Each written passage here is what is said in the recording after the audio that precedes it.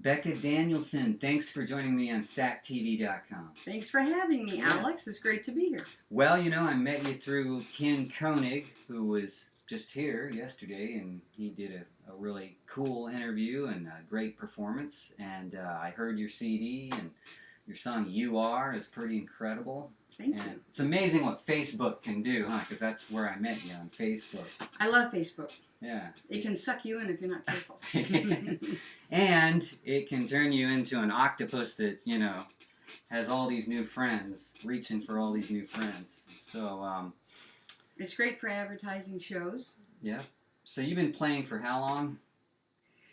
Well, I would say, you know, I took lessons in '78 when I got a new guitar, and and I didn't go very far with it at that point. I think it was probably about 1995 that I really started playing a lot. I kind of hid from everybody with it because I had a performance anxiety problem. And how were you able to get over that? Well, it wasn't easy, but I would have to give the credit to Anne. She could see that I wanted it more than anything, but I was afraid of it. Anne's off camera over here. Your friend. Yes, my co-writer Anne Smith, and she just encouraged me. And you know, it's interesting. She would take me to the Fox and Goose on Monday nights, every other Monday night, because I was living in Stockton. And I would drive up, and we'd go to the Fox and Goose. And back then, you just signed in. Didn't have a lottery like Dave Baldwin has now. You pick I don't know how. You pick. I don't know. I don't go to that now, but back then you could just sign up, and I would sign up for like number 5. I put my name on number 5, and so that would give me plenty of time to spend in the bathroom before I got up. And I was just like, oh boy, it was very frightening for me. And that went along for a few months, and we met a lot of people. We networked with a lot of people. But one particular night, the guy got up and said, okay, our first performer is Becca Danielsen. And I said, oh, no, I'm number 5. And he said, guess what? You're number 1 tonight. And I just about died. I said, okay, hold that thought. And I had to run to the bathroom. So when I came back out and got up and sang, I couldn't even get through the whole song. I was a mess. So on the way home, Anne said, you know what I'm going to tell you, right? And I said, oh, please don't tell me you think I should go first, because I just can't do that. And she said, well, that's what you need to do. You need to start going first. You need to just jump forward and do it. And I just, you kind of kill me here. And so 2 weeks later, when I came back up, I said, okay, I'm going to try to go first. And it wasn't easy, but I did it.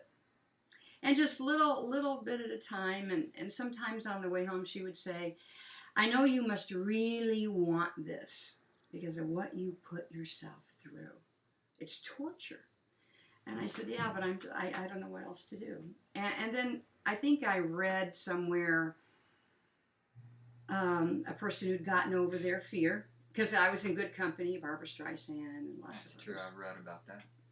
And what it said was to acknowledge the fear, and it's okay to have it, acknowledge it, but just tell yourself, okay, yeah, I know I'm scared, I know my hands are shaking, but I'll be okay and I'll get through it. And so I started doing that, a little bit of meditation, and it made a difference. So now you play, well, you definitely just recorded a new album here. This is your first album, right? Yes, it is. And Ken Koenig produced it.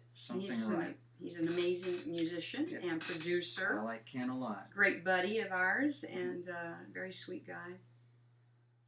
Very talented. And so there's a song on here that blows me away. And I learned about, you know how you used to learn about songs from radio? Now I learn from places like Facebook. So I went to your page and I clicked on your song, and it really blew me away. The song's called You Are. Tell me about that song. Well, actually, that is probably the last song written for that group of tunes. And I had this riff that I just didn't know what I was going to do with. And I would just play this over and over and over, and I'm like, where is this taking me? And then one day, I just started singing some lyric. And I stopped, put on my tape recorder, and I went right back to it. And what I had was a lot of mumbo jumbo, but it started taking me someplace. And I liked where it was taking me, and it seemed to fit the energy, the music. And I knew I wanted that walk down phrase. I couldn't even tell you what these chords are. You know, we collaborate on our music, Ann and I, and what I'm good at, you know, she's not, and what she's good at, I'm not. So we're really, really good together as a songwriting team. And I get to a certain point and give her what I had, and say, what can you do with this? And then, you both write the lyrics, or you both write all of it, or the music? I would say we do 50-50 on lyrics, and I probably do the majority of the music because I'm the one sitting and messing around on the instrument.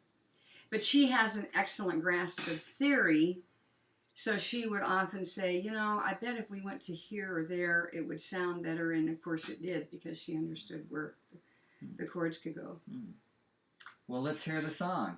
I think the song's excellent. This is called You Are. We consider it kind of a love song based on the fact that a person is, I guess, got a crush on someone and is dreaming about them.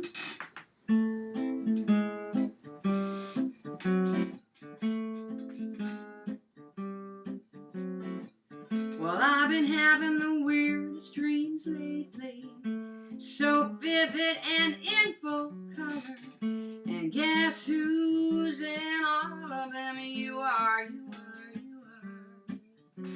You are, you are, you are. You got me spinning, turning me upside down. And who's causing this commotion? You are, you are, you are. You are, you are, you are. I close my eyes, and you're the one I see. You got the bluest eyes and a smile for me, so electrifying and oh so satisfying. And guess who's in all of them? You are, you are, you are. You are, you are, you are. A dream is bittersweet, 'cause I can't live in a dream. I'll hold you in my arms and feel your energy. And if you don't feel the same, I won't place any blame. I'll just reach out and dream again.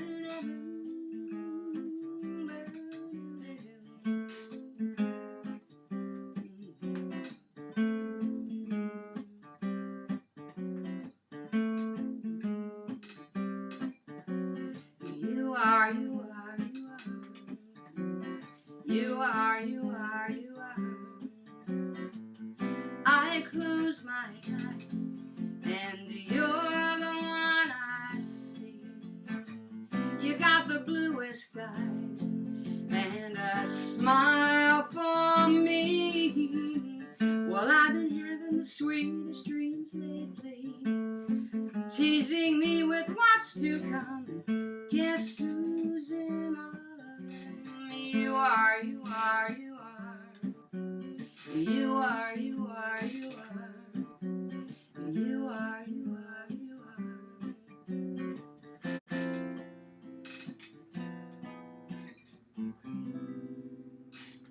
Becca Danielsen, thank you. Thank you. That was great. And that song is in the middle of the album, but that's the single, right?